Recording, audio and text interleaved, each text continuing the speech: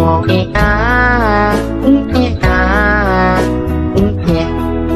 been a really, really messed up week. Some days told you, some days better. La la la, la la la. Ros, sudahlah Ros, jangan loncat kayak gitu. Nanti kalau jatuh kayak gimana? Bapak lagi tidur nih, nggak sopan kayak gitu. Udah dari turun. Ros, kan udah bapak bilang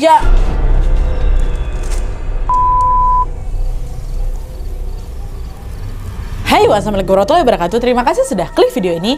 Gimana malam Senin kalian, Wak? Udah siap balik kerja atau sekolah besok? Aku sering dengar jokes yang bilang kalau hari Senin itu macam jadi mimpi buruk buat sebagian orang, ya kan? Padahal, Wak, ada loh mimpi buruk yang jauh lebih menyeramkan dari hari Senin, yaitu mimpi yang dialami sama bapaknya Wawa dalam cerita ini, Wak. Inilah yang terjadi sama bapaknya Wawa kita, Wak. Bapak tuh mendapatkan mimpi buruk. Awalnya, Wak, dari mimpi itu bapak memang banyak dapat keuntungan. Tapi tanpa bapak sadari, ternyata mimpi itu jugalah yang menjadi awal dari banyak sekali teror yang akan menghantui mereka sekeluarga. Dan anehnya, Wak, teror itu selalu terjadi setiap bulan Juli Kliwon.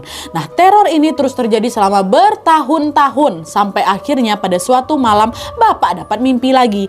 Dan kali ini mimpinya itu sampai-sampai bikin bapak menangis terseduh-seduh, dan ini jugalah yang membuat bapak akhirnya menyadari kesalahannya. Nah, penasaran gimana kisah selengkapnya? Tanpa berlama-lama, Wak, kita langsung masuk aja ke apanya ya. Check it out.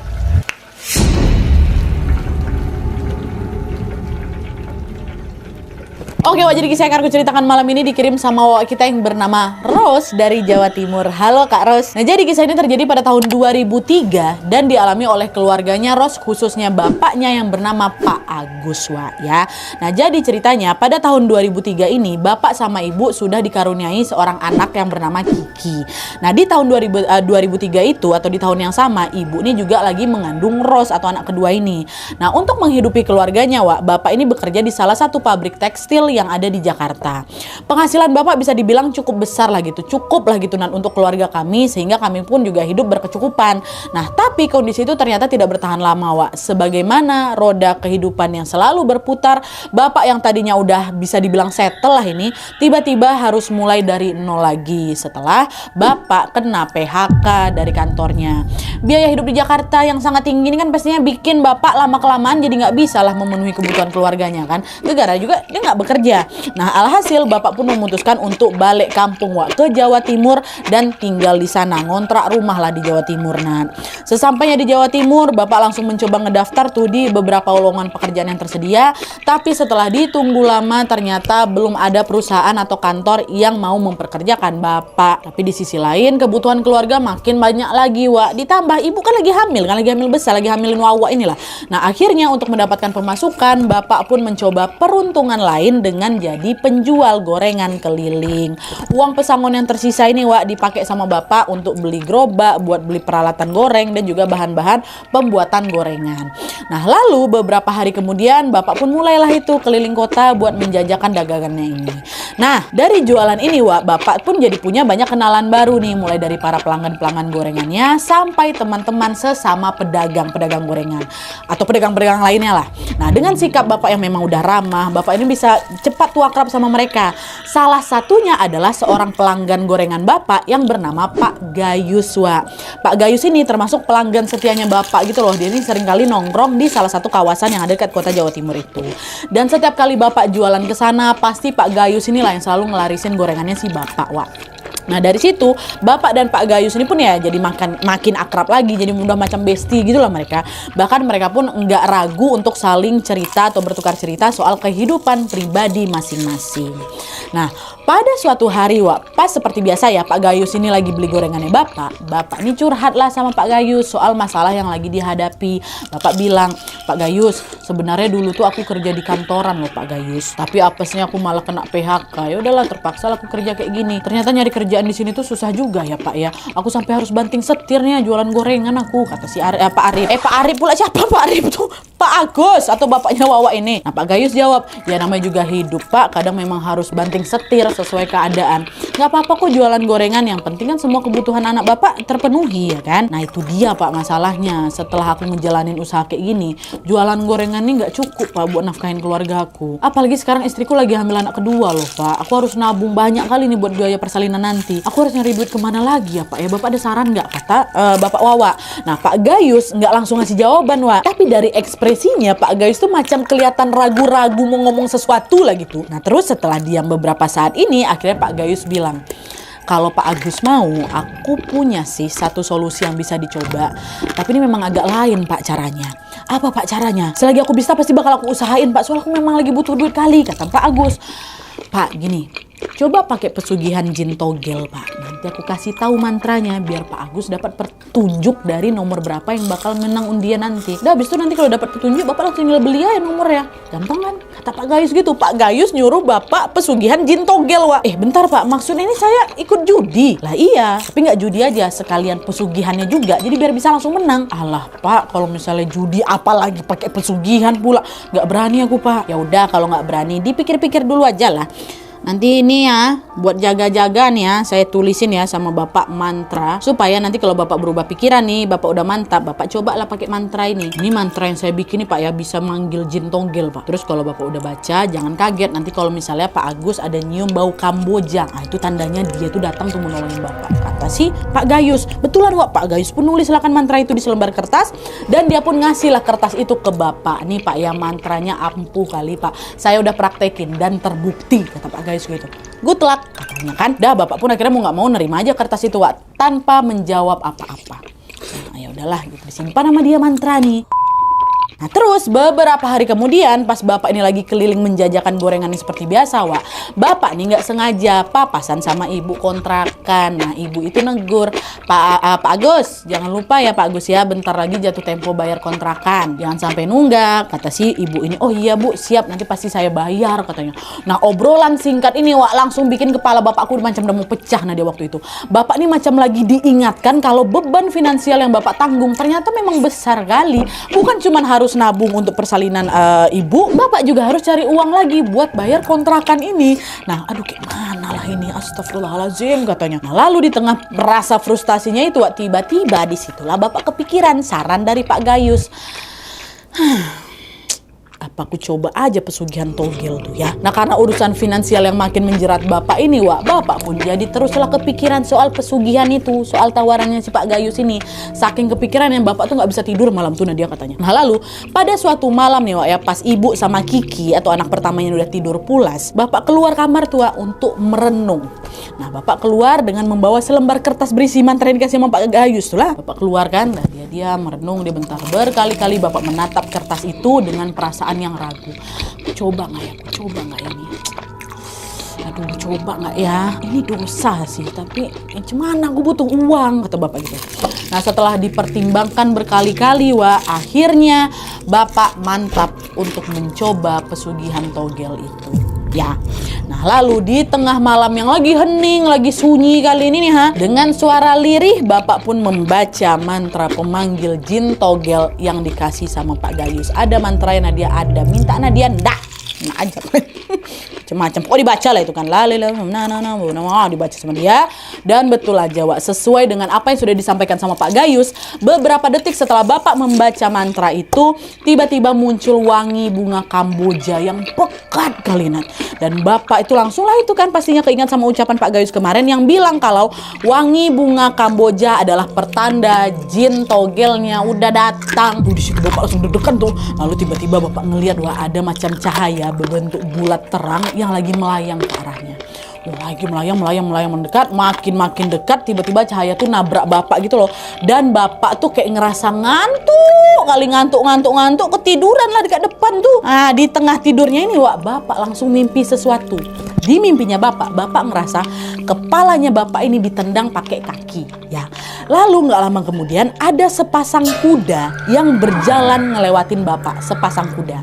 Tapi anehnya yang Bapak lihat waktu kuda tuh lewat, cuman kakinya aja, ya. Begitu juga sama kepala Bapak yang ditendang tadi. Bapak nggak ngelihat gimana wajah orang yang nendang, tapi yang kelihatan cuman kaki nendang kepala Bapak. Nah, sekilas mimpi itu kan macam random kali, apa mimpinya kayak gitu. Tapi jauh di dalam hatinya Bapak yakin, ini nih petunjuk togelnya nih. Dah waktu Bapak bangun tidur, Bapak pun mencoba merenungi petunjuk. Oke, itu kira-kira maksud mimpi tadi itu apa ya? Bentar. Oke, sebentar. Habis ini kan aku harus beli nomor togel kan katanya. Nah, berarti mimpi tadi harusnya berisi petunjuk tentang nomor berapa yang mesti aku beli. Ya, oke. Tadi aku mimpi kepalaku ditendang sama sepasang kaki. Kepala ditendang sepasang kaki. Mungkin kepala itu 0, sepasang kaki. Berarti ada 2 kaki. Nah, itu mungkin 2 tuh. Terus tadi juga aku lihat ada sepasang kuda. 2 ekor kuda. Tapi kakinya aja. Kalau seekor artinya kakinya ada 4. Kalau sepasang 2 ekor berarti 4 lagi. Hah? Jangan-jangan nomor togel yang dimaksud 0, 2, 4 nih. Nih, aku yakin nih pasti 0244. Dan setelah memecahkan petunjuk itu, Wak, Bapak pun langsung mengumpulkan sisa-sisa uangnya untuk beli nomor togel 0244. Dan pada saat nomor itu diundi, ya kan, ternyata dugaan Bapak betul, Wak. Nomor yang menang undian adalah 0244. Atas kemenangan itu Bapak pun berhasil mendapatkan uang banyak kali. Nah, dia puluhan juta dengan instan. Bapak betul-betul puas sekali dengan kemenangan ini. Yalah, tiba-tiba dapat puluhan juta sebanyak itu kok. Dan uang hasil judinya itu dipakai untuk modal usaha yang baru. Bapak udah gak mau lagi jualan gorengan keliling. Nah, waktu itu Bapak lebih memilih untuk sewa ruko dan jualan bakso, ya kan. Dan dalam waktu singkat warung baksonya Bapak ini pun langsung ramai sama pelanggan. Alhasil keuntungan finansial keluarga kami atau Bapak ini, Wak, makin lama makin banyak lagi. Dipakailah uang menang judi itu bangun apa?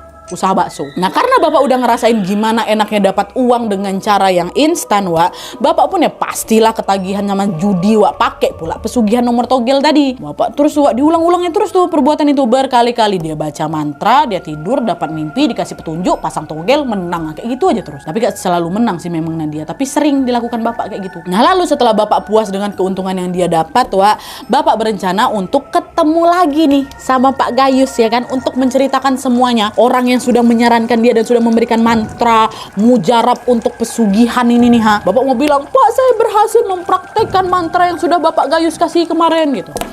Tapi, Wak, anehnya setelah Pak Gayus ini dicari kemana-mana sama Bapak, entah kenapa Pak Gayus tuh udah nggak pernah kelihatan lagi. Bahkan Bapak ini juga sampai berkali-kali mendatangi tempat nongkrongnya Pak Gayus, tapi hasilnya juga nihil, Wak. Dan waktu itu Bapak juga nggak tahu di mana alamat rumahnya Pak Gayus, di mana dia kerja dan lain, nggak tahu. Nah, akhirnya Bapak pun cuma bisa menyimpulkan kalau mungkin Pak Gayus bukan warga asli daerah situ. Dalam mungkin dia balik kampung apa kayak gimana, atau memang mungkin dia udah nggak suka sama gorengan aku apa kayak gimana. Aku juga udah lama nggak jual gorengan, biar aku punya warung bakso baru, kayak gitulah. Udah lost contact lah ini sama Pak Gayus kan. Dah lah, akhirnya singkatnya, Wak, kondisi perekonomian keluarganya Wawa ini pun mulai membaik. Segala kebutuhan rumah tangga bisa terpenuhi, Bapak bisa bayar kontrakan tepat waktu, dan Rose atau anak kedua mereka atau Wawa kita yang mengirimkan cerita ini juga lahir tanpa kekurangan satu apapun. Semua berjalan lancar-lancar aja, Wak. Sampai akhirnya setahun setelah Bapak rutin melakukan pesugihan jin togel itu, barulah di sini berbagai kejanggalan mulai terjadi di rumah mereka. Kejanggalan pertama terjadi pada bulan Juli tahun 2004 bertepatan dengan malam Jumat Kliwon, ya. Nah, malam itu, Wak, waktu ibu baru aja selesai sholat Isya, ibu ini dengar ada suara orang lagi ngetok-ngetok pintu rumahnya. Ibu kira itu Bapak yang memang baru pulang kerja dari warung baksonya mereka kan. Nah, ibu bangun, ibu bergegas lah buka pintu. Nah, pas pintu itu dibuka, Wak, memang betulan ada Bapak yang datang. Tapi anehnya wajah Bapak yang datang tuh pucat kali, Wak. Terus tubuhnya tuh ngeluarin aroma bunga kamboja. Tanpa mengatakan apa-apa, Bapak langsung aja masuk ke dalam rumah, nggak ngucapin salam, nggak salam ibu juga. Datang aja tuh ngelewatin ibu, nyuekin ibu. Nah, ibu heran lah ngeliat sikap Bapak kayak gitu. Nggak biasa aja Bapak kayak gitu. Ibu nanya, Pak, kenapa Pak kok tumben diam aja? Bapak kenapa, ada masalah kah? Ya Pak, itu tahu petis pesanan ibu mana? Bapak udah janji loh mau beliin ibu tahu petis, kata ibu kayak gitu. Nah, dengan ucapan ibu, Bapak tetap diam aja tuh, Wak. Dia sambil jalan aja ngelengos masuk ke dalam kamar tanpa menoleh ibu sedikit pun. Awalnya ibu mau nyusul Bapak ke dalam kamar nih, Wak, tapi tiba-tiba si Rose yang waktu itu masih bayi lagi nangis di kamar anak. Nah, ibu pun nggak jadilah nyamperin Bapak kan, ibu beloklah ke kamar lain buat ngecek kondisinya si Rose. Nah, lalu pas ibu ini udah lagi, oh sayang, tenang ya Rose, tenang, kata ibu. Nah, waktu lagi nenangin si Rose, tiba-tiba ibu denger lagi ada suara Bapak yang ngucapin salam. Assalamualaikum, Bu, ini lo tahu petis pesananmu udah datang, kata Bapak kayak gitu kan. Ibu langsung lah buka pintu depan lagi. Ini masih gendong si Rose nih. Pak, Bapak datang, tersenyum Bapak. Tahu petis, kata Bapak gitu kan. Loh, Bapak dari mana, Pak? Bukannya barusan Bapak nyampe rumah? Hah? Nyampe rumah, maksudnya gimana ini? Ini bapak loh baru pulang. Maaf ya agak telat, soalnya bapak itulah dia mampir beli tahu petis ibu dulu, katanya gitu. Hah? Terus kalau bapak baru pulang, yang tadi balik siapa pak? Nah, sadar ada yang nggak beres, Wak. Bapak pun langsung, oke, bapak langsung nenangin ibu. Udah. Paling ibu lagi kecapean aja, makanya ibu lagi salah lihat mungkin. Udah jangan dipikirin lagi, kata bapak kayak gitu. Nah ibu pun berusaha, oke lah, ibu nggak mikirin itu. Tapi keesokan harinya ibu langsung meriang, Wak, meriang sampai harus dirawat di rumah sakit 7 hari. Dirawat di rumah sakit 7 hari, oke. Nah itu tadi teror pertama yang ada di rumah nih, Wak. Kejadian menyeramkan berikutnya terjadi setahun kemudian juga, sama-sama di bulan Juli tahun 2005 dan di malam Jumat Kliwon. Nah kali ini yang ngalamin Kiki, Wak, anak pertama mereka yang waktu itu masih umur 7 tahun. Nah jadi ceritanya pada hari itu Kiki ini lagi main petak umpet, Wak, di depan rumah dia sama temannya namanya Samil. Nah waktu itu Kiki inilah yang jadi giliran ngitung 1, 2, 3 semuanya kayak gitu. Samil yang giliran ngumpet. Dah ya, udah selesai ya. Oke aku cari kau. Kata siapa ini? Kata si Kiki. Kiki pun nyisirin lah halaman rumah gitu kan buat nyariin si Samil itu. Tapi Samil nggak ketemu, Wak. Mana lah nih Samilnya? Mungkin gara-gara nggak ketemu, kesal si Kiki. Weh Samil, kau sembunyi di mana? Capek aku nih nyariin kau gitu. Nah terus waktu ditanya kayak gitu, nyaut Wak Samil. Kiki, aku di sini. Kata kayak gitu kan. Rupanya suaranya berasal dari dalam rumah. Rumahnya si Kiki ya kan. Nah Kiki masuklah ke dalam rumah ngikutin suara Samil itu. Aku di sini, kata si Samil. Dan ternyata, Wak, sumber suaranya itu berasal dari lemari yang ada di dalam kamarnya Kiki. Alah pantas aku nggak ketemu kau. Aku cari di luar kok nggak ada di dalam. Kok rupanya dalam lemari pula, kata si Kiki kayak gitu. Dengan mengendap-endap, Kiki pun mendekatilah lemari dia ini, Wak. Lalu pas Kiki membuka lemarinya, yang terjadi adalah Kiki langsung nangis histeris. Wah, Samil, wah! Kok kayak gitu kan. Nah, teriakan si Kiki ini terdengar sama sama ibu. Ibu lagi masak di dapur. Berlari ibu ngambilin si Kiki ke kamar kan. Nah, pas ibu udah nyampe kamar, lemari itu, Wak, masih dalam kondisi tertutup, ya kan? Dan suara tangisan yang Kiki terdengar kencang dari dalam lemari itu. Ibu, Samil gitu kan. Nah waktu ibu buka lemarinya, terlihat lawak di situ Kiki lagi jongkok sambil nutupin matanya pakai tangannya kan. Wah gitu dalam lemari ini. Kiki kenapa kamu kayak nangis kayak gitu? Ada apa? Bu Samil bu. Ya kenapa Samil kenapa? Samil. Ibu nengoklah ke kiri kanan dekat rumah itu nggak ada Samil. Samil kenapa? Nggak ada si Samil di sini. Nah udah kamu tuh tenang dulu. Kenapa? Udah cerita sama ibu. Ayo keluar dari lemari, kata si ibu kayak gitu kan. Ya Kiki pun langsung keluar dari lemari. Dia langsung lah peluk mamanya. Udah tenang dulu nak. Setelah tangisnya udah mulai reda, barulah Kiki cerita. Bu, tadi Kiki sama Samil kan lagi main petak umpet. Kiki dengar suara Samil lagi sembunyi dekat dalam lemari. Inilah waktu Kiki buka, Bu, tiba-tiba ada tangan panjang, Bu, narik Kiki ke dalam lemari. Di dalam situ langsung gelap, Bu. Yang Kiki lihat cuman ada sepasang mata bola warnanya merah menyala, Bu. Terus ada gigi bertaring lagi ngeringis di depan muka Kiki, katanya. Itulah kenapa Kiki takut kali, Bu, katanya. Nah Kak Kiki nih, Wak, bukan anak yang suka bohong, kata ibu. Apapun yang tadi dia lihat di dalam lemari itu pasti bukan khayalan. Ibu yakin kalau sosok itu pasti bukan manusia, ya. Dan sama juga ke ibu, Wak, nggak lama setelah ngalamin teror itu Kiki demam dan harus diopname juga 7 hari juga. Dah, itu teror kedua. Yang pertama dialami sama ibu, yang kedua anak pertamanya, Kiki. Setahun kemudian lagi, berarti di bulan apa? Juli 2006, di Jumat Kliwon juga. Teror yang menyeramkan kembali terjadi. Dan kali ini dialami sama bapak. Ya, bapak. Jadi ceritanya, pada suatu malam habis azan maghrib, Wak, tanpa sadar, bapak ini tiba-tiba ketiduran di dalam kamarnya karena kecapean kerja lah mungkin ya kan. Bapak tidur dengan posisi tengkurap, Wak, telungkup. Lalu di tengah tidurnya ini, bapak ngerasa ada anak kecil yang lagi loncat-loncat di kasur gitu. Nah bersamaan dengan itu bapak juga mencium ada wangi Kamboja yang pekat kali. Oke. Nah bapak pikir yang loncat-loncat itu Ros. Anaknya waktu itu si Ros udah umur 3 tahun kan. Ros, sudahlah Ros, jangan loncat kayak gitu. Nanti kalau jatuh kayak gimana? Bapak lagi tidur nih, nah, gak sopan kayak gitu, udah dari turun, kata si bapak kayak gitu. Meski udah ditegur sama bapak, Wak, Ros ini masih asik loncat gitu. Nah, bapak pun langsung balik badan, kan bapak telungkup tadi. Bapak balik badan lah. Ros, kan udah bapak bilang belum sempat bapak menyelesaikan kalimatnya itu, Wak, Ros tuh udah lebih dulu lompat deh ke badannya bapak, dicekek leher bapak tuh. Kaget lah bapak kan, apa nih? Dan pas bapak menatap Ros dengan lebih teliti, bapak makin kaget lagi pas tahu kalau kedua mata anaknya yang masih berusia 3 tahun ini putih semua, Wak. Gigi tajam. Astagfirullah, siapa kau? Kau bukan anakku. Karena di situasi itu bapak cuma bisa meremai sambil berdoa. Bukan, Ros itu nggak mungkin giginya panjang-panjang bertaring gigi aku Nadia. Baru 3 tahun awak. Bapak baca doa awak. Lalu beberapa saat kemudian bapak ngerasa cekikan di lehernya pun mulai mengendor tuh. Nah sampai akhirnya pas bapak buka mata lagi, sosok itu ternyata udah pergi, udah nggak ada nih. Tapi ada sosok yang menyerupai anaknya. Dan sama juga seperti 2 teror sebelumnya Wak. Setelah mengalami kejadian itu bapak jatuh sakit juga, di opname juga 7 hari. Dah itu yang ketiga. Setahun sekali di bulan Juli Kliwon. Kejadiannya cuma sekali setahun aja, tapi langsung epic gitu loh Wak. Lalu lanjut lagi setahun kemudian di bulan Juli ya, tetap Juli 2007 di malam Jumat Kliwon, teror berikutnya kembali terjadi. Dan kali ini inilah dialami sama Wawak kita, sama si Ros. Waktu aku masih kecil lah, dia umur 5 tahunan gitu lah. Nah jadi ceritanya hari itu Ros ini lagi main ke rumah kawannya namanya Dinda.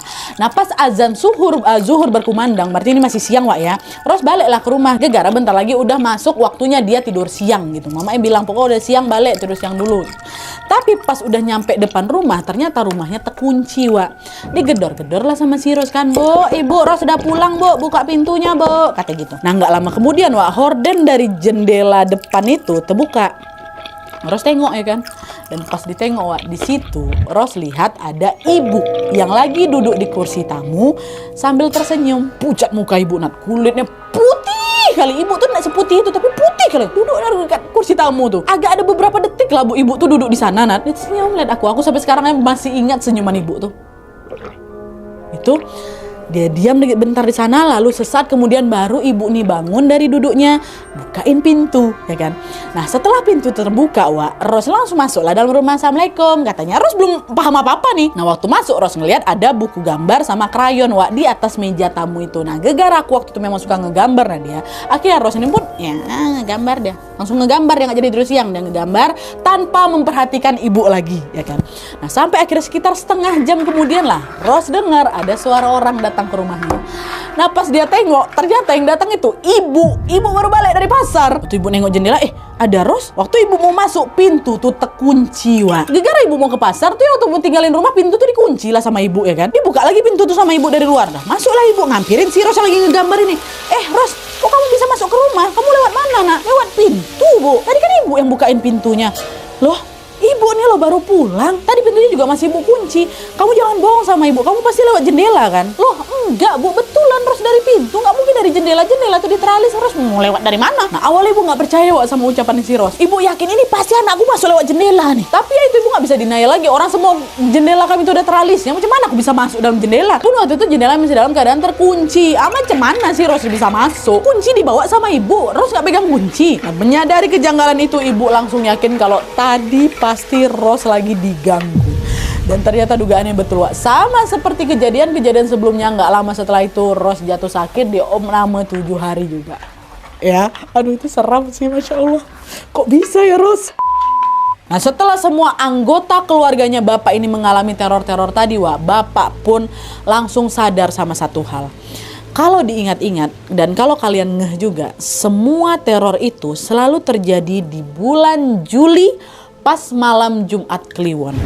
Kejadiannya berturut-turut dari tahun 2003 sampai ke 2007. Bapak bingung lah kan Wak di sini, kenapa semua kejadian itu selalu spesifik di bulan Juli dan malam Jumat Kliwon? Emang ada apa dengan bulan Juli dan malam Jumat Kliwon ini? Bapak terus lah kan Wak kepikiran sama teror-teror itu.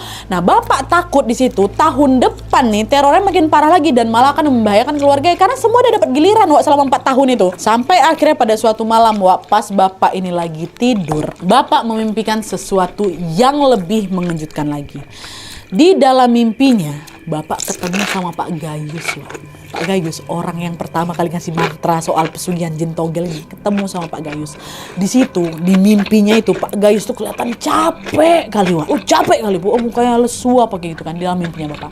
Lalu dengan suara lirih, Pak Gayus ini bilang, "Ojo mbok terus no, ojo melu-melu aku neng kene sangsara, aku saiki neng kene angon beb." bebek, aku jadi budak. Dah jangan kau lanjutin lagi, jangan kau ikut-ikut aku. Aku di sini sengsara.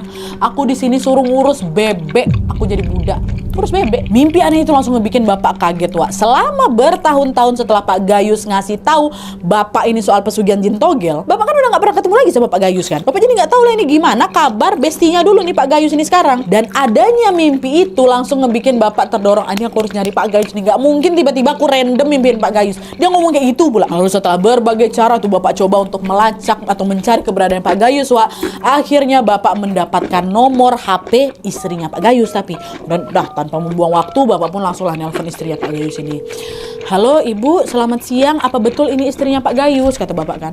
Oh iya betul. Maaf ini dengan siapa ya? Kata si perempuan ini. Oh saya Pak Agus, temannya Pak Gayus, Bu. Kami udah bertahun-tahun nggak ketemu. Kabar Pak Gayus sekarang gimana, Bu? Sehat-sehat aja kah dia? Gitu kata Pak Agus, bapaknya Wawa ini. Suasana sempat hening, Wak, beberapa saat setelah bapak nanya kayak gitu. Sampai akhirnya istri Pak Gayus ini bilang, maaf Pak, sepertinya Pak Agus belum dengar kabar tentang suami saya ya. Suami saya udah lama meninggal, Pak. Hari ini juga tepat 1000 hari kematiannya.